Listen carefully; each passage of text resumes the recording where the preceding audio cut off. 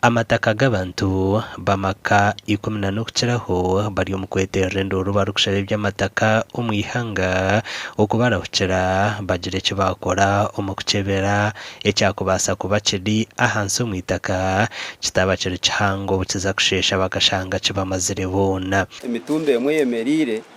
kongeje mitumbe yemerire ahahe nyuma yanje emitumbe je yona esindukire yaruga kuri umushozi hatiya iyijitaka yarisindura yagirete mitumba yagume yemerire konka omwanya gumuragire bamuhatesha heza tiguri mugiraki tigwo mwanya gwe birerimo ekitengure kirye ruguru hatiye bishumize byona yabireta yabitankayi umuruhanga tugize gukora bishira kwango abwenjure getire negwaho mbwire bukibugu ubwire inyuma bwanyuma yo kutwara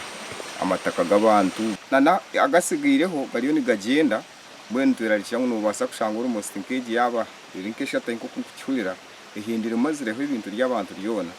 ayirekire ngo bimwe ahabyentasi y'amaka gabo Abateirwe burukugendera mu mataka gabo ece bamwe borekere kigwereze ki ngo kikaba cyatireho national park myaka yira bitu bagwerirwa kagwe okwija kikabatahira abantu akasente barakiyo mu mwani umubikwiju na no muntoke so kandi kutwaza kureba twashanga ngo ebintu ebyo byonyine by'abantu bitoye bari ya school fees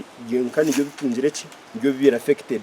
nandenda baterezo buyambi abwo kuba kanungu amataka gaba kanungu garakira kugenda munonga ugaragenda abantu abo babaherezo buyambi ngweta turashaba government atuherezo buyambi abwo kwa banja byitu nibike kandi niho twaturareba mbwe tutinde kindi cyo gukora tutamanya buryo omwe umugore higuri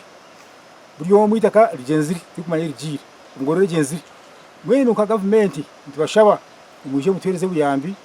abo biturebire amataga abantu abogeze abantu bibalingana 10 bona firigo bitigabo ekero kutangaza ceshatu eji no kwetengwira entoke zona yazishumya omumpanga ezimwe yazitabuka mwitaka ezindi yazitabuka aha mutwe gwazo yasimbaho ezindi nobo wakuzireba notekateka ngo noho zitwire bita hiziri habire hahinjireho bikijo yabitabikira hansi